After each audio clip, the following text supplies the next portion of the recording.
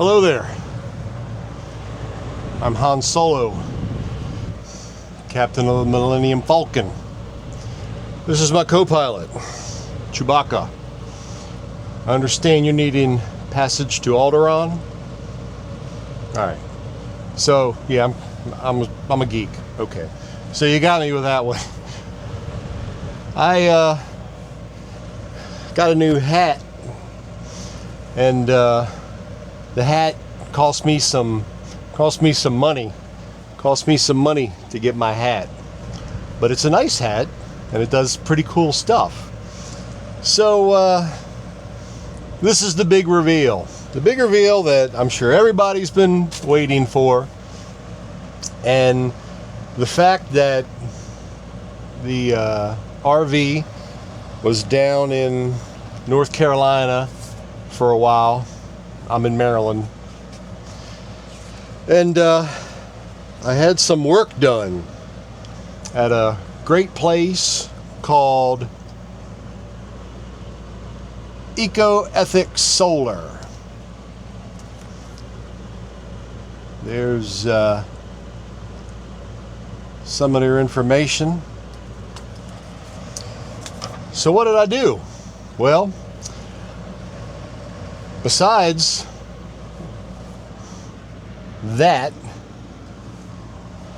very quiet, very nice, very efficient air conditioner, which is a Rec Pro Houghton, whatever that is. So that's what I got. For one, got a new air conditioner, because that Dometic I had, while it worked fine, was loud. It was very loud. It was very annoying. Stephanie hated it, so it had to get replaced. Well, what do you go down there to North Carolina for? So there's also a replacement thermostat over here, because I'll show you what I got. Oh, look at that. Yes, sir. Air conditioning is running. AC loads, because it's hot outside. It's like 90-some degrees. DC load. She's inverting. I'm getting, well, 350 some watts of solar. And there's my battery percentage. And outside, if you can see, that's one of my ground panels out there working. And I got 400 on the roof, and I got 200 outside. So here's the rest of it. Well, there you go. There it is in all of its glory. Over here, there's my 2 custom-built lithium batteries.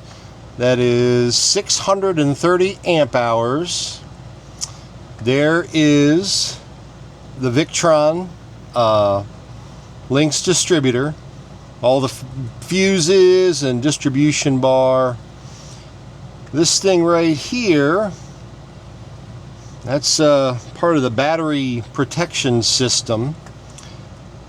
There's my Serbo GX. Here is the Multiplus 3000. And then coming over to this side, I got 2 MPPT solar controllers. Over here is my Orion 50 amp DC to DC charger. The 2 little buttons right there, that'll actually turn the batteries off. There's my solar breaker, and the big box right there is the energy management system that came factory from Phoenix Cruiser. Now these guys put in bilge fans, okay, which run off of this temperature probe right here. So what that does is, let's see if I can get to the screen. that's my equipment bay temperature. So when it gets to a certain temperature, the servo will turn those fans on and cool it down. We also have this door. We move the latch out, so if the fans do kick on, it's able to pull air through. And we had talked about putting a screen or something bigger up there. He said, but I won't need that. This little gap right here is enough to pull the air, you know, through the system and outside when it's if it gets too hot. They also had to install a new Dometic thermostat that's just for the propane furnace. Now with this guy right here, the air conditioner also works as a heat pump. So what it was explained to me, if I turn that light off, if I turn the furnace on and take the chill off and bring the temperature up, and then turn on the heat pump, then that'll help the heat pump you know, warm it up in here. You know, heat pumps to go to like what, 32, 35 degrees. So that's pretty good. Now, since this is a all Victron equipment, I also have access to their website, and I can check on it remotely when the servo on the wall, the GX touchscreen, is connected to Wi-Fi, and it's connected to Wi-Fi at my house. And the way this thing will recharge itself is pretty cool. I can recharge driving down the road. There's one way from the alternator. It'll pull power, put into the battery. If it's sunny like today, it's also going to get solar coming in as it's driving. And if I really want to, I can start the generator, because I still have my generator, 3,000 watt Cummins Zonan, so that will also charge it. So I can have 3 different ways to charge it if I really want to charge it fast. The neat thing is, with this system and this Servo GX box and all of that stuff, you can program this thing to draw certain amount of power from shore power. So if I'm plugged in an RV park, it's going to charge the batteries. It's going to be, you know, 30 amps. And once the batteries are charged, the power will just pass through. If I lose power, the RV park loses power, it will immediately pick it up. Also, like if you've been in an RV park and you have a breaker that's kind of weak and it likes to trip on you, then you can turn it down in here so it only draws 20 amps and not 30 or 25 amps. You can set it to whatever you want. So if the breaker out on the pole is weak, it won't trip it because, you know, you turn the power down. Right now I do have it set to 20 amps, and if I start the generator, it's only going to draw 20 amps. Now I can turn it up to 30 and the generator will pull out, you know, it's 30 amps and, you know, charge the batteries, but it's also a lot louder. So it was suggested to keep it at 20 amps and let it run. The generator doesn't work as hard and it's a lot quieter. So right now I'm running the air conditioner completely off the batteries, and that's probably the main purpose of it. So when we're out places, we'll be able to run the air conditioner and not have to run the generator. So that's what we did. I had it all installed at EcoEthics Solar. Chris is the owner, him and his wife, and very nice people. They also, when I brought it down, and my buddy Dave, thanks for helping me out, Dave, followed me down. We dropped it off.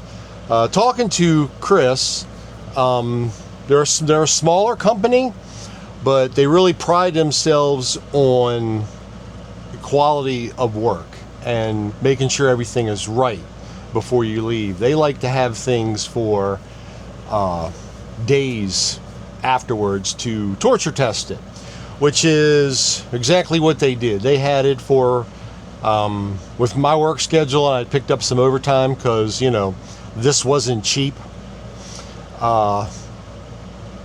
They had it for probably an extra 5 or 6 days, and they were torture testing it the whole time. Just like today, it's probably 95 degrees outside. Humidity is extremely high. They had same thing down there. The ground panel was deployed. It's pulling in its solar, which I'm still doing 300 and roughly 50 watts of solar coming in till the sun goes behind the clouds. But they were torture testing it. Everything worked. We started the RV up. You could see the alternator up here on the screen of the touch screen. You saw that coming in, how much that was putting in. We started the generator.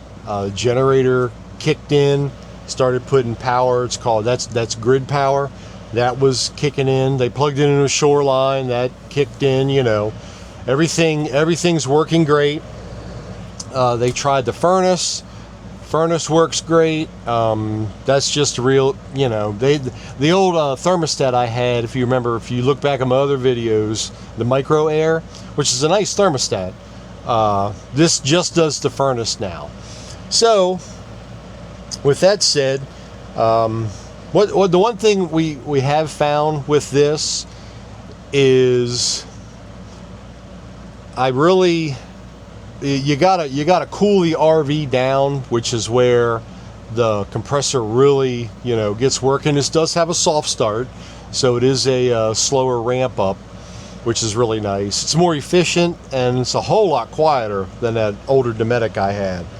So the compressor on this is still running, and he said if you're going to run the compressor, if it's going to just run continuously, he said you'll get probably, you know, 5 or 6 hours out of it if the compressor just non-stop, you know, runs, because it's so hot out. But once it cools off at night, he's like, yeah, you should probably get 8 to 10 hours of power once the RV's cooled off inside and the sun goes down, so I should be able to make it, you know, all night long off the battery power. So that's good. I did not get an auto start for the generator. I think those are, I'd rather, if it's going to go that low, that I probably need to at least figure out what we're doing and then decide if I'm going to start the generator or not. But other than that, I think it was down there for probably about 3 weeks. I kind of dropped it off for them, and they got to it when if they had some rainy days, they did some work on it, and because they do boats, they do residential off-grid stuff, and they do RVs. So if you have a house and you're in the area, or a boat and you want to take it to them, they'll do your lithium and solar for that. What was really nice is he got everything in that one compartment.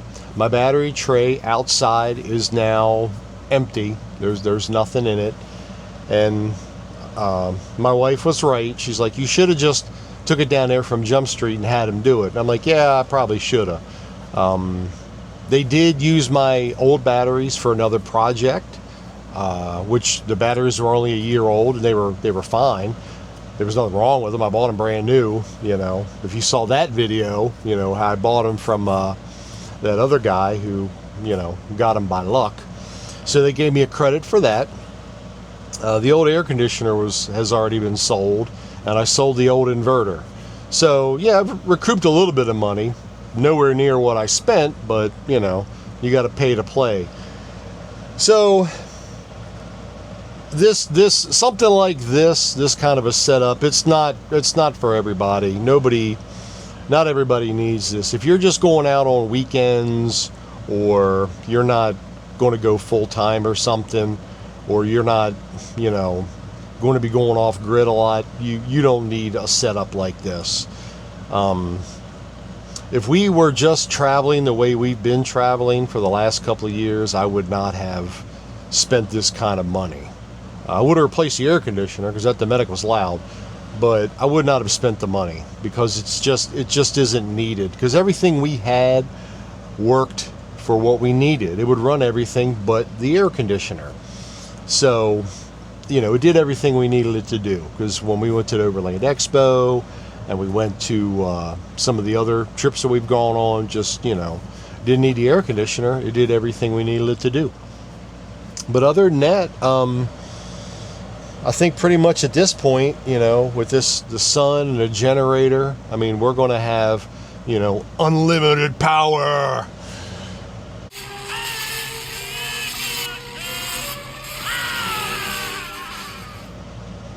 So, yeah, there's my unlimited power, you know.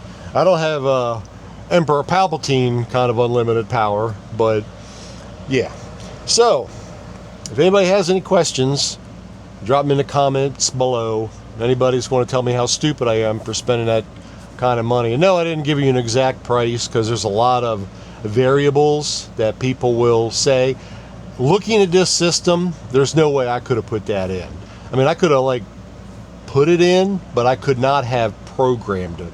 There's a lot of programming that goes into this system. The way Chris explained it, he's like, these are engineers who build stuff for engineers.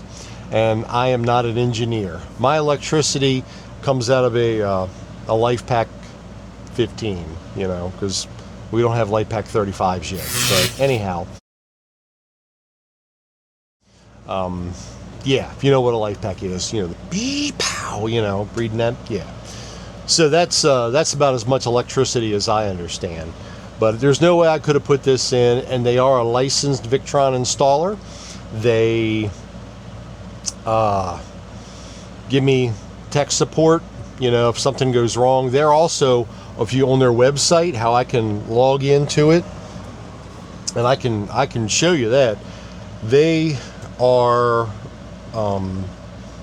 one of the, I guess, people allowed to look into it. So I can tap into this, and they can also look at it. So you can, this is real time. And right at the bottom, if you look at the tag on the very, very bottom, if you can see that, it says Eco-Ethics Solar. So if anything goes wrong, if I can get this thing up on, you know, Wi-Fi, Chris can log in, he can look at it, he can say, he can look at all the parameters and say, yeah, it looks like this piece may have failed. As with anything can break for any reason at any time, because we all understand that it's an RV. But Victron is top shelf stuff, Eco-Ethics. I've been very pleased with their install. Everything was great. They gave me a whole video explaining everything, how to take everything down, turn everything back on in case an overload happens, how to work everything. And I can always, if I'm in a bind, I can always pick up the phone and call them, or I can send them an email, and I've already sent them some emails about some of the system I just had some questions on. I had a big list when I walked in. They answered all my questions. So, yeah, that's about it. Other than that, I got a hole over here I need to get a plate for.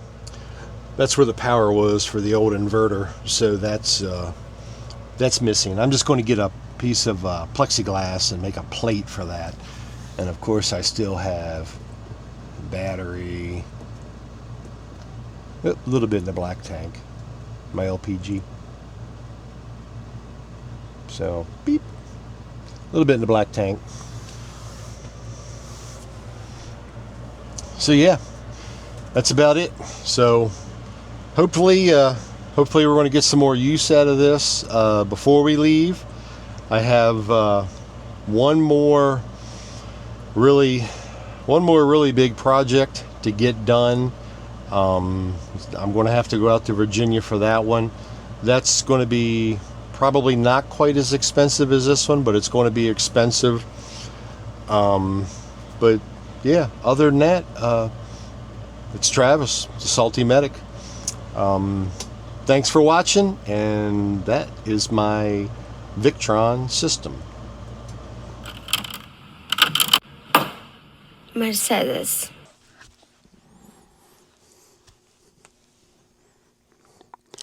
Victron.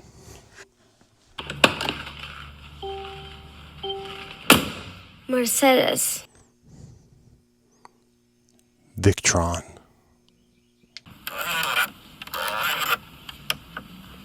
Mercedes.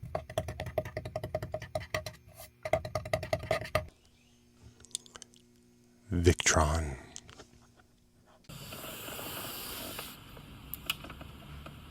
Mercedes.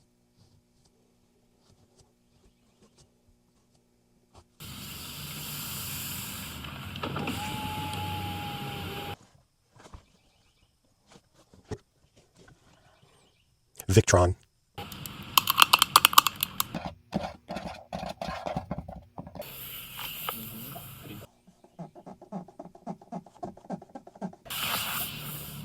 Mercedes. Victron.